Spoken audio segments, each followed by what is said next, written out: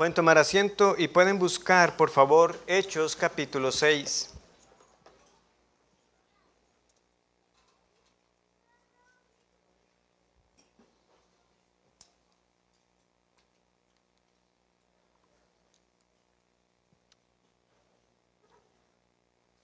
Hacemos una pequeña pausa en nuestra serie de los Romanos para precisamente considerar el oficio diaconal esta tarde con motivo de la ordenación de nuestros hermanos Braulio y Justin. Hechos capítulo 6, dice así la palabra del Señor. En aquellos días, como creciera el número de los discípulos, hubo murmuración de los griegos contra los hebreos, de que las viudas de aquellos eran desatendidas en la distribución diaria. Entonces los 12 convocaron a la multitud de los discípulos y dijeron: no es justo que nosotros dejemos la palabra de Dios para servir a las mesas. Buscad pues, hermanos, de entre vosotros a 7 varones de buen testimonio, llenos del Espíritu Santo y de sabiduría, a quienes encarguemos de este trabajo. Hechos capítulo 6 es el capítulo más corto en el libro de los Hechos. Tuve la oportunidad de predicar por todo este libro hace ya 12 años, un poquito más. Y lo que vamos a considerar esta tarde, ¿verdad? Porque el capítulo tiene 2 partes principales. Básicamente tenemos esta institución del oficio diaconal y la presentación de Esteban, que va a ser el primer mártir de la iglesia. Pero con motivo, como hemos insistido, de que hoy tenemos esta bendición de que 2 hermanos se agreguen al cuerpo diaconal, tenemos que ver por qué surge este oficio, por qué hubo una necesidad en la iglesia en Jerusalén que marcó al resto de las iglesias desde entonces. No cabe duda que hay hombres que han manejado la iglesia como si se tratara de una empresa, ¿verdad? Y que el puesto del pastor es más como un gerente administrativo y los demás son como auxiliares y han creado ministerios que no tienen sustento con la palabra del Señor. Nosotros creemos que solo hay 2 oficios como tal, el de los pastores y el de los diáconos. Pero el hecho de que algunos no estén siguiendo este modelo no justifica lo que otros han entonces querido hacer y dicen: yo no quiero nada con esa iglesia institucionalizada, ¿verdad? Porque el hecho de que haya un orden en las cosas como las debemos hacer, entonces digan: yo de eso me aparto, yo quiero vivir mi cristianismo a mi manera. Pero no, Dios es un Dios de orden y ha establecido los oficios necesarios. ¿Qué pasó en la iglesia en Jerusalén? Bueno, esta tarde tenemos 3 puntos que espero sean fáciles de seguir. Tenemos un problema, luego tenemos la solución y finalmente tendremos los resultados de esa solución. En primer lugar, veamos cuál es el problema. En aquellos días, como creciera el número de los discípulos, hubo murmuración de los griegos contra los hebreos, de que las viudas de aquellos eran desatendidas en la distribución diaria. Entonces los 12 convocaron a la multitud de los discípulos y dijeron: no es justo que nosotros dejemos la palabra de Dios para servir a las mesas. Ahora, la lectura primaria, la lectura superficial nos dice que el problema es que las viudas estaban siendo desatendidas. Pero si leemos con atención, el problema de fondo era mayor. Era que eso estaba afectando la predicación de la palabra. Que los hombres que tenían que proclamarla, dicen aquí: no podremos nosotros dividirnos entre esta necesidad que hay que atender y el llamado primario que el Señor tiene para nosotros. Entonces el problema mayor de fondo es que la razón misma de la iglesia de ser testigo de Cristo, de proclamar la palabra de Dios, estaba siendo afectada, estaba en riesgo por esta necesidad de servicio entre ellos. Entonces sí, la desatención de las viudas era un problema, pero había uno mayor y más serio. Ahora, ¿en qué consistía esta distribución diaria para las viudas? Con toda seguridad tenía que ver con la distribución de los alimentos a ellas.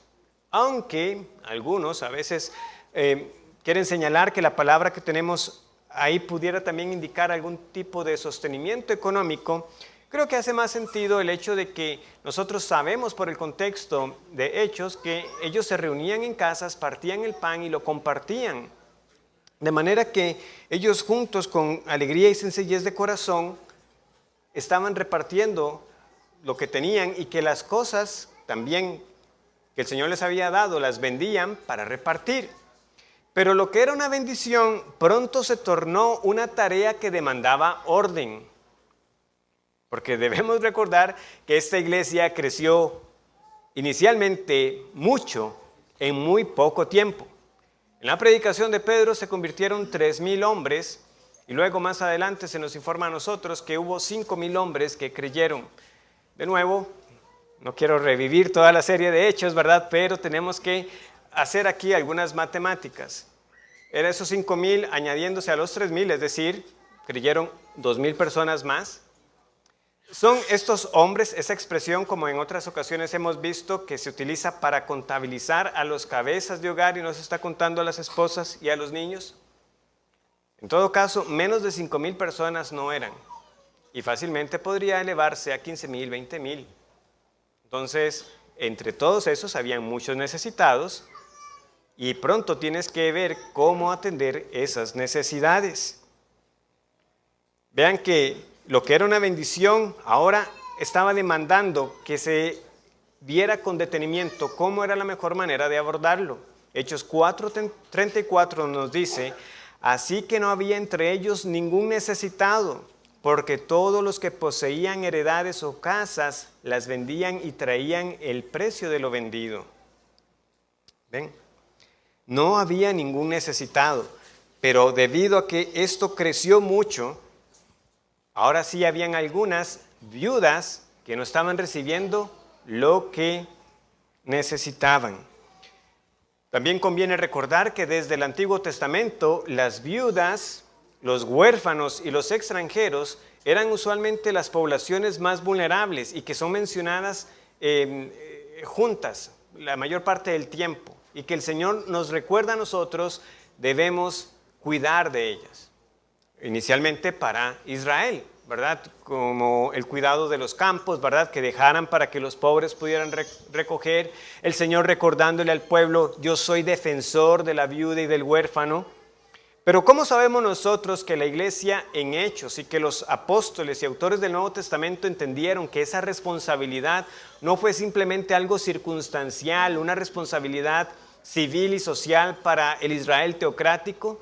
Bueno, porque Jacobo o Santiago, como conocemos la carta, nos define la religión verdadera como sigue: la religión pura y sin mácula delante de Dios el Padre es esta: visitar a los huérfanos y a las viudas en sus tribulaciones y guardarse sin mancha del mundo. Santiago 1:27. Y todavía más, primera de Timoteo 5:3, que es una carta de Pablo, ¿verdad?, para Timoteo, que también es anciano, diciéndole: honra a las viudas que en verdad lo son. Es un mandamiento. O sea, Timoteo, sí, predica a tiempo y fuera de tiempo, pero también vela por las ancianas. Honra a las viudas que en verdad lo son. Ahora, ¿qué era esto de ser en verdad viuda? Porque pues una vez que fallece el marido, pues ya es viuda, ¿verdad? ¿Cómo es ser en verdad viuda? Bueno, Pablo nos da las descripciones, ¿verdad? Había una edad, habían circunstancias como que en verdad no tenía ningún familiar que pudiera ver por ella.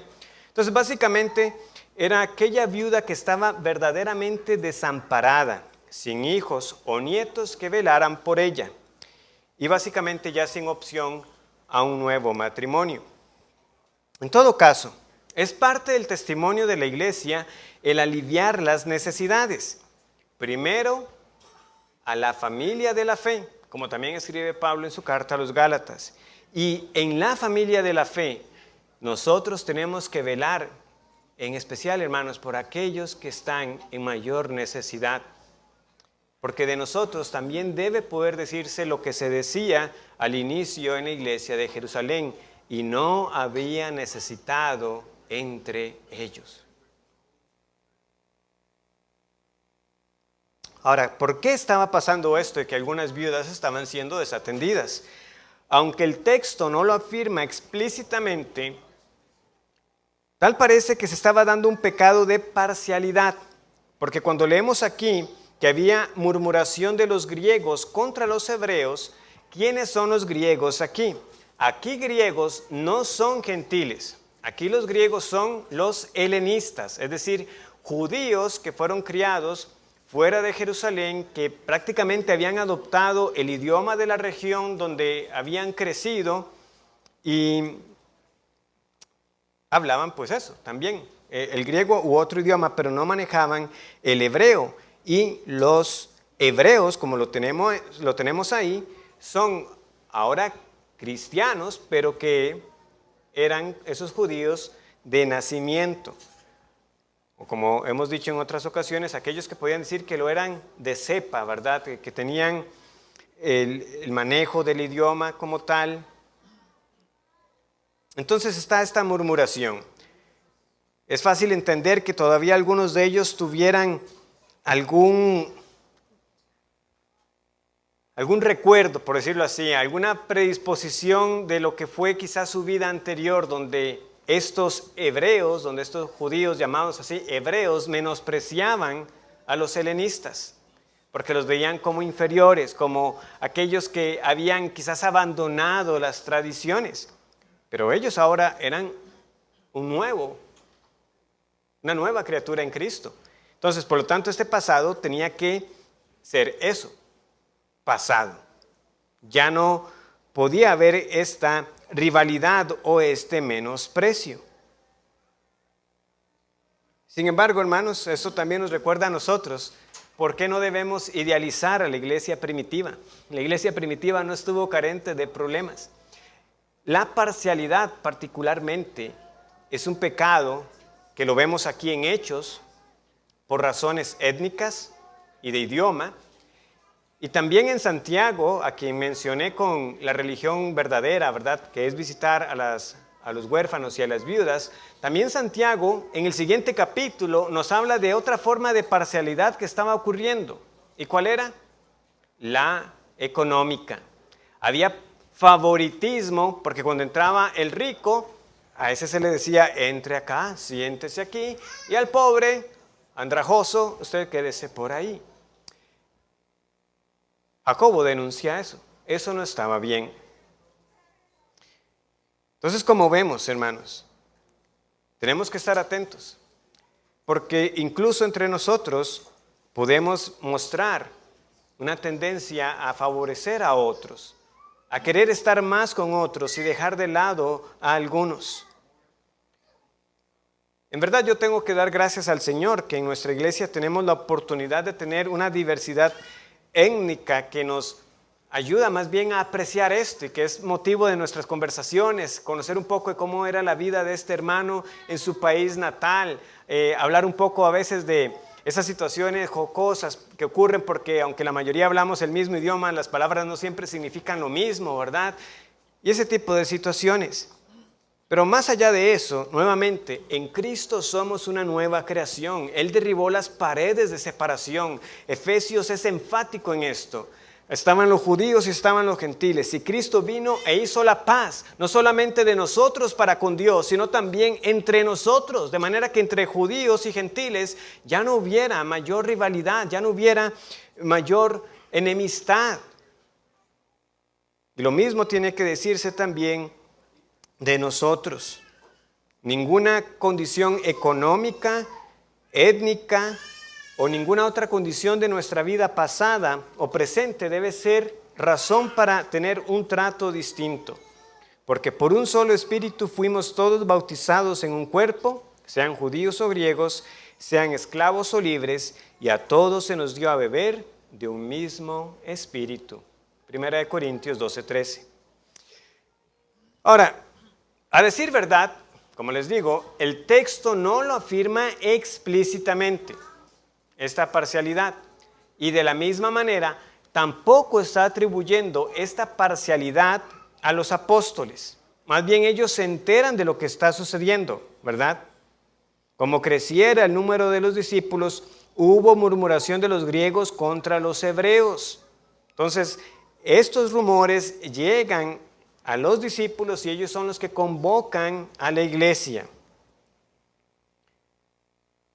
Pero incluso si concedemos que no hubo ese favoritismo, ciertamente la manera en que se estaban haciendo las cosas dio pie para que se pensara eso. Y nuevamente, de una u otra forma, la murmuración ocurrió. Y era necesario tratarla. Hermanos, la murmuración es sumamente dañina. Vean que esto se dio en un círculo reducido. Ciertamente, por las razones que nosotros vemos a lo largo del desarrollo en el libro de los Hechos, debemos pensar que estos griegos o helenistas eran realmente una minoría en la iglesia en Jerusalén. Y sin embargo, a pesar de que fueron unos pocos, aún así la murmuración igualmente llegó hasta los 12. Las quejas se esparcieron entre los miles que conformaron a la iglesia en Jerusalén. Y aquí es donde uno debe pensar de nuevo en el alcance que pueden tener las palabras. Como ya les dije, no tenemos un número exacto, pero no menos de 5,000 personas. Y posiblemente más de 10,000, 15,000 o 20,000. Afectó este grupo un pecado de murmuración.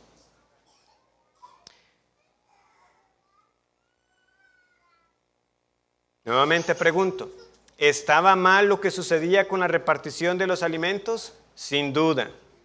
Ya sea porque hubo parcialidad o por descuido, era una situación que tenía que ser corregida.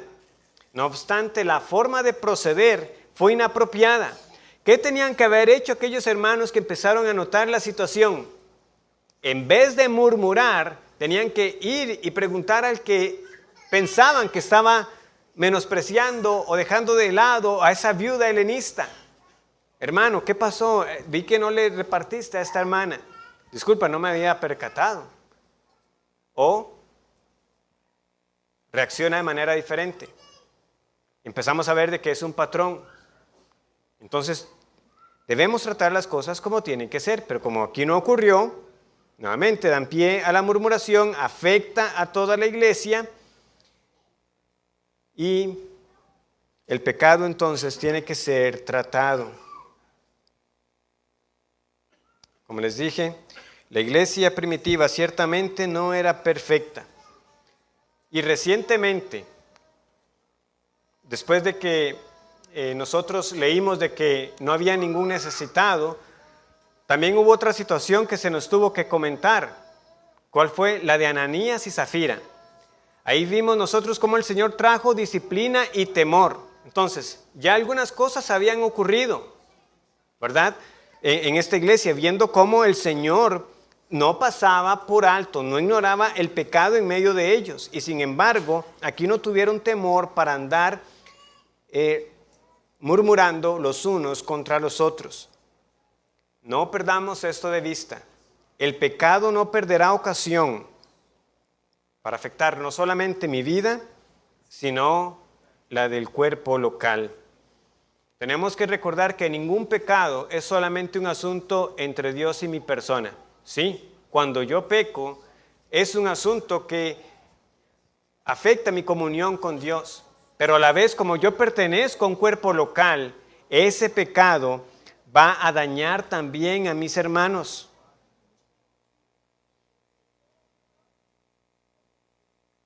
Reconocemos que la gracia de Dios ha sido para con nosotros, que la iglesia que está aquí en Los Lagos no es la misma que inició hace más de 40 años. Confiamos que el Señor ha obrado en medio de nosotros para nuestro bien, pero somos ya lo que Dios y nuestro Señor Jesús quieren que seamos. Todavía no. Tenemos que reconocer que nos falta. Y por amor a la iglesia local, yo no puedo ceder a las murmuraciones o callar las situaciones, sino que con compasión y con amor y firmeza tenemos que resolver bíblicamente cada situación que pueda atentar contra la unidad y la paz. ¿Por qué? Porque yo soy movido por amor a mi Señor y también por amor a mis hermanos, por los cuales Cristo también murió. Entonces, viendo el panorama aquí, la pregunta para nosotros esta tarde no es, ¿debo servir? No, cada cristiano está llamado a servir. Las preguntas más bien que debemos hacernos son, ¿puedo decir que los amo? Y en segundo lugar, si ya estoy sirviendo, ¿cuáles son mis motivaciones por las cuales lo hago? Porque cuando nosotros no servimos, o cuando hay malas motivaciones en nuestro servicio, o hay descuido en nuestro servicio, hermanos, la vida de esta iglesia va a ser afectada, así como lo fue la vida de la iglesia en Jerusalén. Pero como les decía, este problema apenas era la superficie. Había algo más grave de fondo y es lo que los apóstoles le hacen ver al resto de la iglesia. No es justo que nosotros dejemos la palabra de Dios para servir a las mesas. O como dice la Biblia de las Américas, no es conveniente que nosotros descuidemos la palabra de Dios para servir mesas. Ahora, los apóstoles claramente no están menospreciando la labor de servir a las mesas. Simplemente es un asunto de prioridad. Ese no era el llamado primordial que habían recibido por parte del Señor. Ellos escribieron, no podemos dejar de decir lo que hemos visto y oído. ¿Y cómo podemos estar seguros nosotros de eso? Hermanos, ¿qué implicó para los apóstoles predicar la palabra? Cualquiera que no hubiera estado dispuesto a pagar el precio de ser perseguido y de ser martirizado hubiera dicho, yo me quedo sirviendo a las mesas, que otro predique. Pero no, ellos están diciendo, vamos a seguir predicando. Recuerden que recientemente aquí los habían azotado. Vean lo que dice el capítulo 5. Versículo 41. Y ellos salieron de la presencia del concilio, gozosos de haber sido tenidos por dignos de padecer afrenta por causa del nombre. Y todos los días en el templo y por las casas no cesaban de enseñar y predicar a Jesucristo. Los habían azotado, los habían amenazado, pero ellos se mantuvieron. Es necesario obedecer a Dios antes que a los hombres. No vamos a dejar de hacerlo. Pero la situación de desatención de las viudas ponía en peligro que ellos pudieran hacer esto de la manera en que querían y debían hacerlo. Todos los días. Enseñar y predicar a Jesucristo. Dejar de predicar, entonces, era desobedecer al Señor. Y hermanos, esto hay que reconocerlo. A veces solemos hablar de la persecución, que ciertamente es real en otras partes del mundo. Amenazas externas, cuando el gobierno u otras entidades quieren controlar lo que predicamos y la manera en que lo decimos, pero no podemos descuidarnos e ignorar las amenazas internas, porque desde adentro nosotros mismos podemos ser un tropiezo para nuestra misión. Reitero, nuestra falta en el servicio, nuestra falta de organización y nuestro pecado compromete el que podamos cumplir con la misión primaria, el de hacer discípulos de Cristo hasta lo último de la tierra por medio de la predicación del Evangelio. Yo sé que muchos aquí, ¿verdad? Y es lo que confío y anhelamos que sea una realidad cada domingo, puedan decir, yo doy gracias por la palabra predicada, sin importar cuál sea el pastor que la esté predicando, o de los hermanos que están siendo puestos a prueba. Podemos decir, yo sé que hay un temor por el púlpito, que hay un temor al Señor, y que el que trae un mensaje lo trae porque lo ha buscado en oración y lo ha preparado. Y que ustedes se acercan a nosotros y nos lo hacen saber. Pastor, gracias por esa palabra predicada. O pastor, fui amonestado, consolado, exhortado. Claro que duele cuando la palabra se menosprecia, cuando hay indiferencia, cuando hay aburrimiento y pereza notable por algunos cuando están aquí, ¿verdad?, escuchando. Pero yo sé que son más los que prestan atención y que son más los que el Señor sigue trayendo con hambre por su verdad y ser saciados con ella.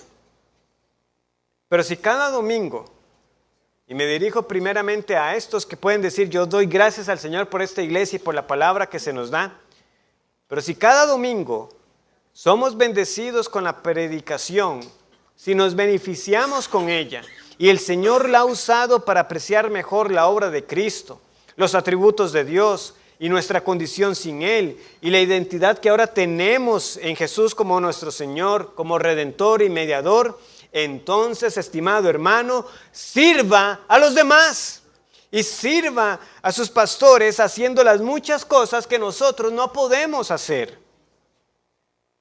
Y cuando ese tema sale, ¿verdad?, no deja de haber una sensación extraña, como si esto fuera como un pretexto para nosotros quitarnos de responsabilidades, pero no es eso, hermanos, todo lo contrario.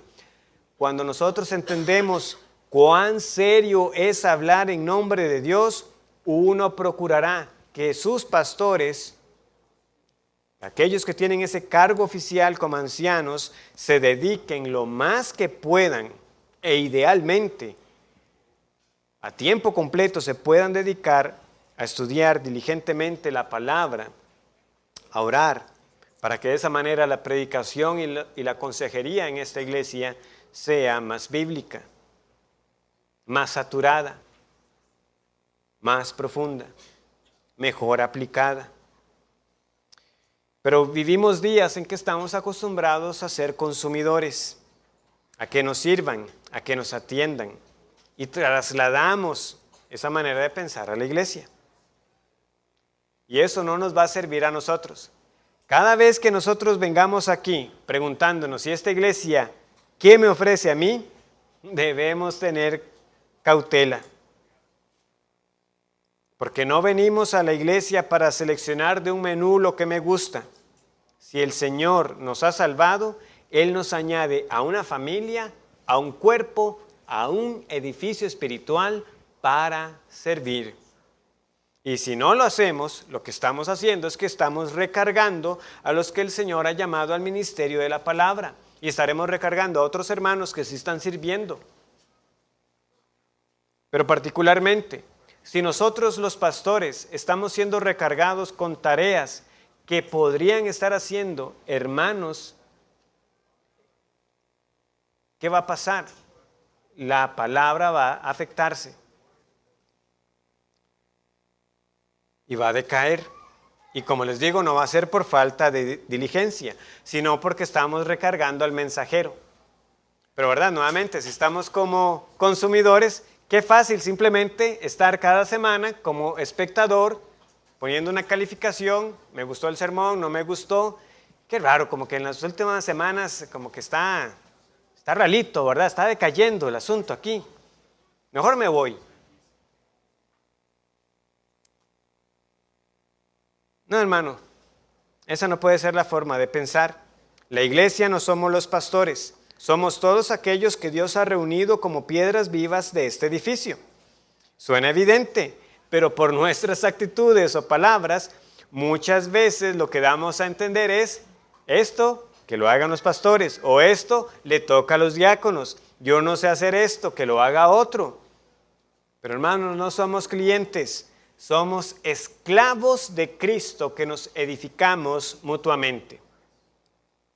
¿Cuál fue entonces la solución a este problema? Al problema que pudiera afectar a la predicación y a la distribución de las viudas. Bueno, ordenar diáconos. Leamos nuevamente el versículo 3. Buscad pues, hermanos, de entre vosotros a 7 varones de buen testimonio, llenos del Espíritu Santo y de sabiduría, a quienes encarguemos de este trabajo. Y nosotros persistiremos en la oración y en el ministerio de la palabra.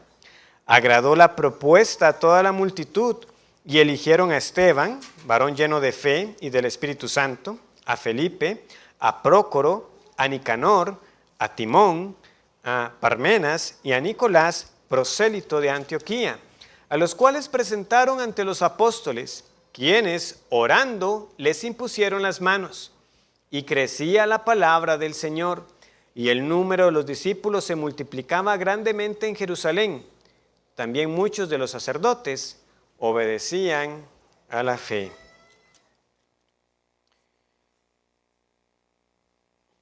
Estos varones no son directamente llamados diáconos, pero las funciones que se les están delegando dan origen al oficio. No estamos ante una solución temporal, sino que las cartas del Nuevo Testamento van a confirmar que lo que aquí ocurrió se iba a poner en firme, iba a establecerse un oficio como tal llamado diácono. Ahora, la palabra sí está presente de otra manera, está presente en una forma verbal. Cuando se habla aquí de distribuir y de servir a las mesas, la palabra en el fondo es diaconía, que nos habla de ese servicio. De hecho, la palabra era muy general, de hecho podía ser hasta un mensajero. Si usted mandaba un recado con alguien, ese era un diácono, porque estaba yendo con ese mensaje. Es el hecho de que a usted se le delega algo que tiene que hacer. Pero particularmente, la Biblia nos enseña a nosotros que tenemos a unos que la iglesia reconoce, así como esta iglesia en Jerusalén reconoció a 7 entre ellos para encargarse de la distribución. Ahora, ¿cómo escogemos a tales hombres? Bueno, en primer lugar, vemos que la indicación de los apóstoles es que tenían que buscar ¿qué? A varones, 7 varones. ¿Por qué 7? ¿Y por qué varones? Bueno, 7 es un número que solemos asociar con la perfección, pero no creo que ese número particularmente esté regido aquí por ese simbolismo. En todo caso, notemos que lo que ellos hicieron es, después del proceso de selección, 7 fueron los que se presentaron a la iglesia. Ahora, de nuevo, ¿cuántos miembros eran en Jerusalén? Eran miles. Humanamente hablando, nosotros hubiéramos dicho, necesitamos más. Pero con 7 iban a resolver. ¿Por qué? Porque no eran cualesquiera. Eran varones que, como estamos leyendo aquí, estaban llenos del Espíritu Santo y de sabiduría. ¿Cuántos diáconos debe tener una iglesia? No tenemos un número fijo, pero tenemos que asegurarnos de que cumplan lo que aquí estamos viendo, para que las necesidades sean verdaderamente satisfechas.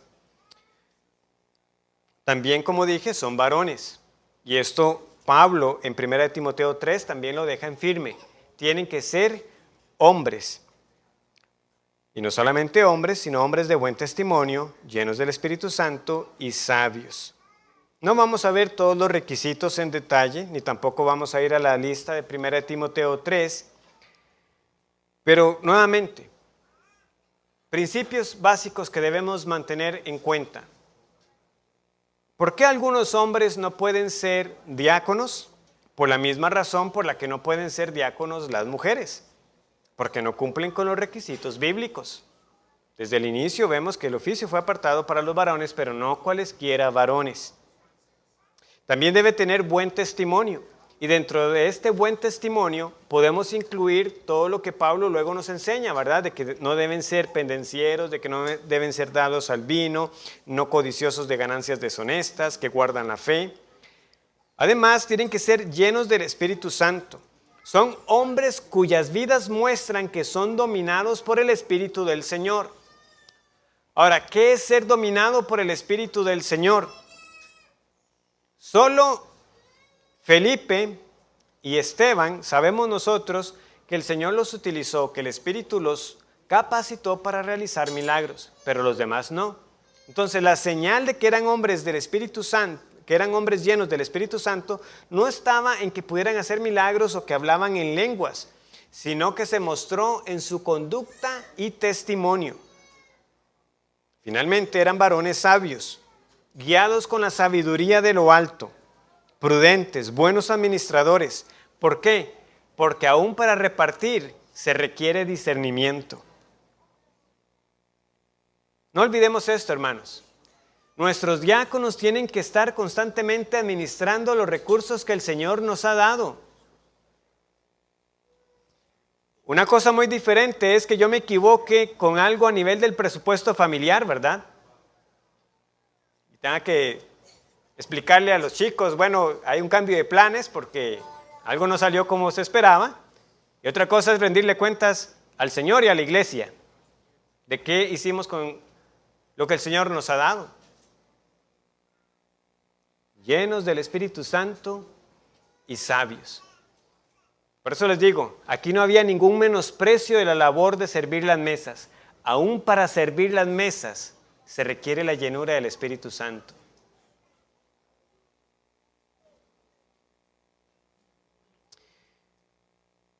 Pero iglesia, yo les pregunto, un buen testimonio, andar en el Espíritu y andar sabiamente, ¿no son cualidades que todo creyente debería perseguir para la gloria de Dios? También. Seamos diáconos o no, esto se espera de nosotros. No ser un oficial no es una licencia para excluirnos de estos requisitos. Varones, viendo que este oficio está reservado de manera oficial al hombre, anhela el diaconado, o habrá entre nosotros algunos que piensen, bueno, ya cuántos diáconos son, y mejor, así no me vuelven a ver como esperando de mí algo más.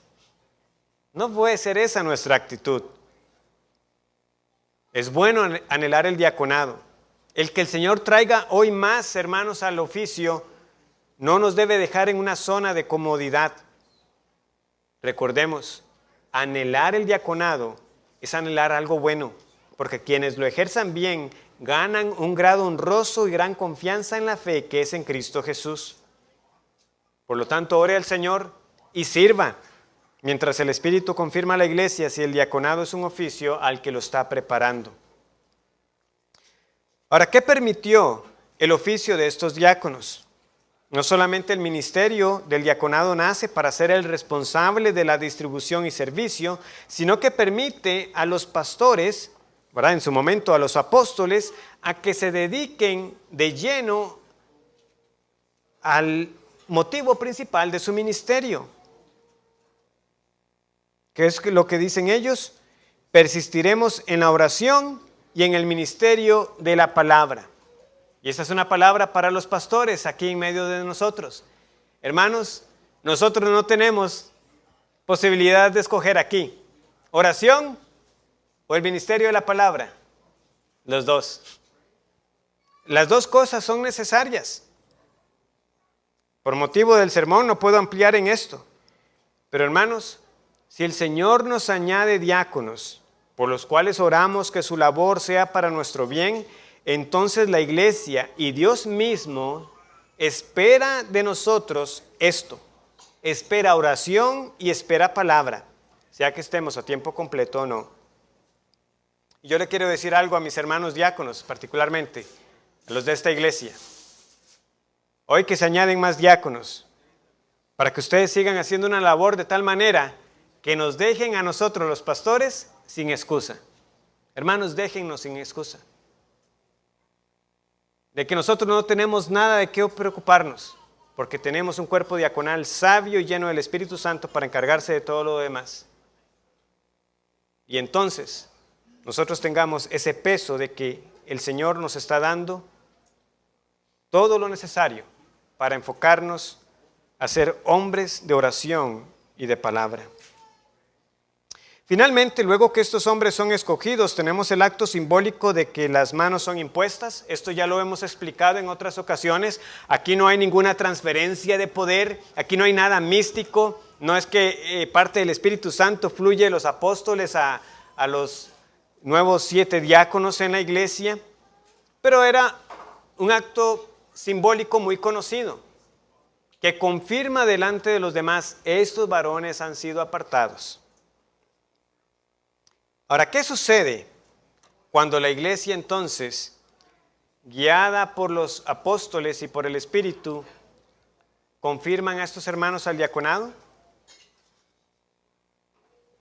Veamos los resultados de la solución. Versículo 7. Y crecía la palabra del Señor y el número de los discípulos se multiplicaba grandemente en Jerusalén. También muchos de los sacerdotes obedecían a la fe. ¿Qué pasó? ¿Qué vino como resultado? Que la palabra del Señor crecía. ¡Qué bueno! Como dice un comentarista, la palabra de Dios continuaba creciendo. Esto no significa, por supuesto, que las escrituras del Nuevo Testamento crecieron con la adición de nuevos libros, sino que el Evangelio mismo llegaba a ser parte de la vida espiritual del pueblo. En otras palabras, el efecto de la palabra proclamada era crecientemente obvio en las vidas de los habitantes de Jerusalén. La palabra llegaba más, pero sobre todo se notaba más en la vida de la iglesia. Los efectos del Evangelio eran visibles en las vidas de los creyentes. Y esto sin duda está conectado a ese testimonio de amor, porque pensemos de esta manera. Cualquiera que hubiera pensado, vea lo que pasa con esos que andan ahí hablando de esta secta rara del camino, de un Cristo que dicen que ha resucitado. Pero vea cómo tienen a las viudas. Pero no, ahora lo que están viendo es una iglesia que sigue cuidando de ella. Eso es que la palabra crezca. Ese testimonio y ese efecto del Evangelio en las vidas de ellos. Ya también en otras ocasiones les he compartido la cita, ¿verdad? Creo que era Juliano el Apóstata, ¿verdad? Ese emperador romano que dice con vergüenza que cómo es posible que incluso los cristianos estén cuidando de sus propios pobres. Eso es el efecto del Evangelio. Eso es que la palabra crezca. Cuando cada uno de nosotros cumple con lo que debe hacer, Dios añadirá crecimiento a la instrucción que recibimos. Además nos dice aquí que el número de los discípulos se multiplicaba grandemente en Jerusalén. Hay otro crecimiento. No se nos dice cuántos. Pero ven, lo que podía parecer un problema de que alguien dijera, ve, es que por eso es un problema las iglesias grandes, porque una iglesia grande, y vea lo que pasó en Jerusalén, no estaban cuidando bien a las viudas. El problema de que la iglesia fuera grande en Jerusalén era otro. Era que no estaban yendo con el mensaje del Evangelio hasta el último de la tierra. Y el Señor trajo la persecución para diseminarlos. Pero el problema en sí mismo no estaba en el número. Otra vez Lucas comparte que crecen más. Y cuando se nos dice que crece, siempre es en una luz favorable. Hermanos, un gran tamaño ciertamente trajo una dificultad. Había problemas en la repartición. Pero un crecimiento numérico puede ser sano si se da por las razones correctas. Yo sé que siempre podemos pensar en esas mega iglesias que alguien diga, pastor, pero es que vea esos lugares grandes siguiendo hombres falsos, ¿sí? ¿Y qué? O sea, eso no quita que nosotros podamos anhelar el hecho de que nuestra iglesia crezca. No tenemos que escoger entre ser una iglesia pequeñita y sana o una mega iglesia que se aparta de la verdad. Podemos crecer con la bendición del Señor y seguir siendo una iglesia sana.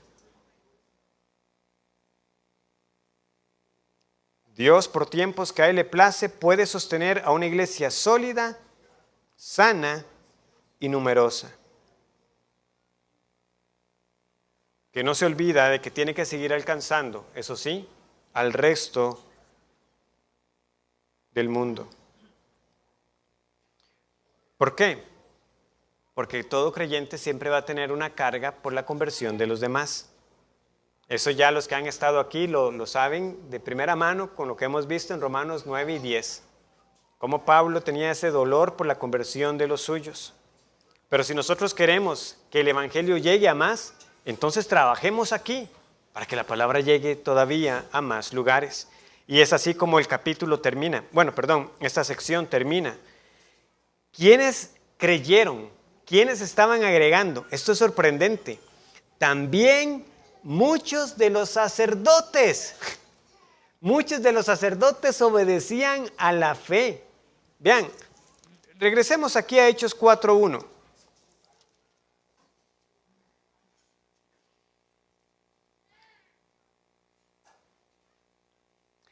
Hablando ellos al pueblo, ¿verdad? Pedro y Juan, vinieron sobre ellos los sacerdotes con el jefe de la guardia del templo y los saduceos, resentidos de que enseñasen al pueblo y anunciasen en Jesús la resurrección de entre los muertos. Esos sacerdotes que no querían que ese mensaje se proclamara, ahora se habían agregado también. ¡Qué bendición! Y esto vino por la iglesia trabajar, por la iglesia servirse mutuamente y la iglesia colaborando de tal manera de que la palabra siguiera siendo proclamada, de opositores a creyentes. Nuevamente, esto tiene que ser esperanzador para nosotros. No hay ninguno que esté tan lejos que no pueda ser alcanzado por el evangelio, porque es poder de Dios para salvación. Hubo unos que sí, unos que escucharon a Pedro y a Juan y a los demás predicando y obedecieron a la fe. Esta es la fe verdadera, aquella cuya voluntad se sujeta a la verdad de Dios. ¿Quiere usted que sus seres queridos sean salvos? ¿Queremos nosotros que nuestros hijos escuchen de Cristo y crean? Al servir en la iglesia estamos colaborando para que la palabra de Dios corra y sea glorificada y muchos oigan y sean rescatados. Porque el mismo evangelio que me salvó, ¿qué le salvó a usted? Que salvó a estos que fueron antes sacerdotes, es el que sigue salvando hasta al más vil pecador.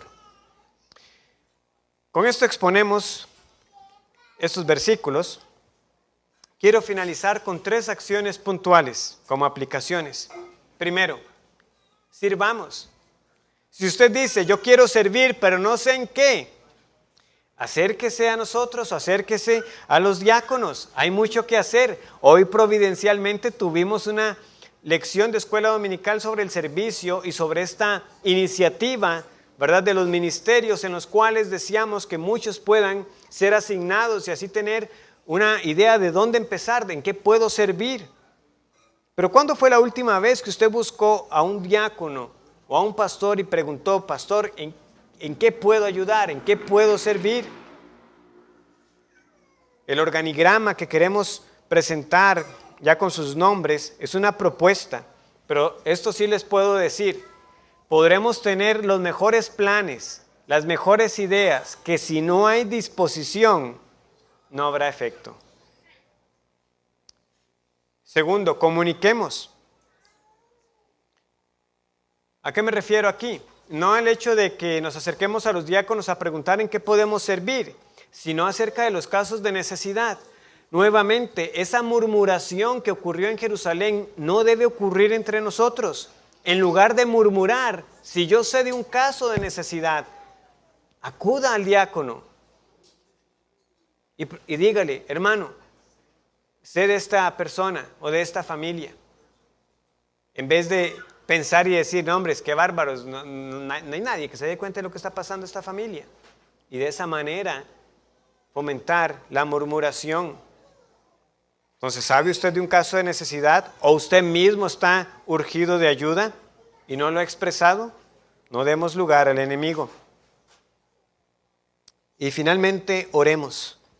Oremos por nuestros diáconos actuales, por sabiduría, para administrar cada vez mejor los recursos, para que sus familias y sus testimonios sean preservados.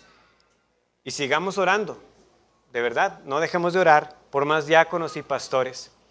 Pero en esto también quiero dar gracias, porque como les dije, hace unos 12 años predicaba Hechos 6, 1 al 7 a la iglesia. En ese entonces éramos 4 pastores y no sé cuántos diáconos, la verdad. No sé ahorita quiénes estaban, pero yo sé que por muchos años estuvimos en esa situación atípica de que éramos más pastores que diáconos. Posiblemente en aquel entonces éramos los 4 pastores que estábamos en ese entonces y 2 o 3 en el diaconado. Hoy ya no es así. Vemos que el Señor sí contesta, hermanos. En aquel entonces estábamos todavía solo nosotros acá y la obra en Barranca. Hoy no es así. Veamos la bendición de que en efecto cuanto más sirven, más alcanzará la palabra del Señor a la propia iglesia y a nuestro país, porque ninguno de nosotros puede hacerlo todo. Aquí tuvimos a los 12, ¿verdad? Ya teníamos al sustituto también de los apóstoles con ellos. Eran 12 hombres que estuvieron con Cristo, 12 hombres llenos del Espíritu Santo, y ellos mismos dijeron, nosotros no podemos hacerlo todo. Hay que reconocer entre nosotros a otros hombres que puedan servir en estas áreas. De la misma manera, ni sus pastores pueden, ni tampoco pueden ustedes. Hay tareas, proyectos que nos gustaría realizar, o algunos que estábamos haciendo y que hemos descuidado, y que no podremos llevarlos a cabo si no tenemos manos disponibles. Damos gracias al Señor de que hay más iglesias, pero todavía hay lugares que deben ser alcanzados y no somos suficientes. ¿Cómo se llevará a cabo? No será por cada uno tratando de hacerlo por su propia cuenta. Lo mismo con el oficio diaconal. Esto no es un asunto de número. Aunque tengamos más, solo ellos no van a ser suficientes, hermanos. Entonces, debido a que la obra de la iglesia no es ni puede ser hecha por unos pocos, que todos tenemos que recordar que somos siervos. Pablo se describió como un diácono, como un servidor del Señor. Usó esta misma palabra para hablar de Timoteo o de Tíquico o incluso de Febe, ¿verdad? Febe, diácono. Sí, hay que tener diaconisas. No, es que sea hombre o sea mujer, todos deben de servir en la iglesia. Ese es el punto. Si somos del Señor, somos diáconos. Somos servidores de aquel que nos llamó de las tinieblas a su luz admirable. ¿Por qué servimos? Porque el Señor Jesús mismo tomó forma de siervo. Que Cristo se hizo servidor de la circuncisión para demostrar la verdad de Dios, para confirmar las promesas dadas a los padres y para que los gentiles glorifiquen a Dios por su misericordia. Cristo se hizo servidor. Romanos 15:8. Es Jesús quien ha sido el siervo por excelencia. Él es el Rey y Salvador, el Hijo de Dios exaltado, y no vino para ser servido, sino para servir. Y cumplió perfectamente la obra que se le encomendó. Su sacrificio fue aceptado. No hay otra motivación que nosotros necesitemos. Aquel que nos salvó nos dijo con palabras llanas y muy comprensibles que hoy tuvimos en el tiempo de lectura. Si yo, el Señor y Maestro, he lavado vuestros pies, vosotros también debéis lavaros los pies los unos a los otros, porque ejemplo os he dado, para que como yo os he hecho, vosotros también hagáis. Si queremos ser más como Cristo, significa que seremos más serviciales como Él lo fue. Yo me temo que a veces medimos nuestra madurez en la vida cristiana por el hecho de que ahora tengo más teología,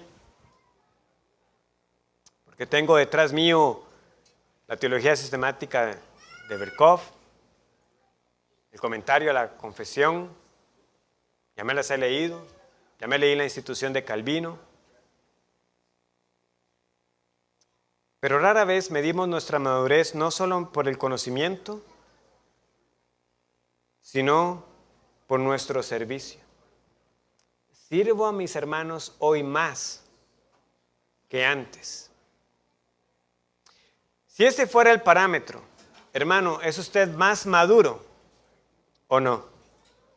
Porque una vida que no crece en este servicio sacrificial es una vida que está llamada a examinarse. Pero gracias a Dios que Él nos ha mostrado el camino a seguir. Que esta exposición hoy nos haya enfrentado al hecho de que hay mucho que hacer y que la solución ya está también dispuesta para nosotros. Y que sirvamos con amor a nuestro Señor, sabiendo que nada de lo que hagamos por Él será en vano. En el día final, Él recibirá a los suyos y nos dirá: bien, buen siervo y fiel. En lo poco fuiste fiel, sobre mucho te pondré.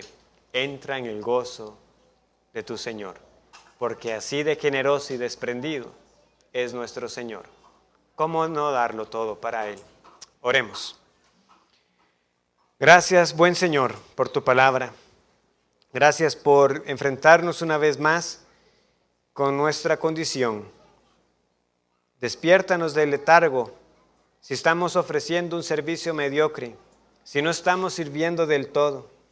Anima a los que ya sirven, Señor, para hacerlo con mayor excelencia. Y sigue supliendo.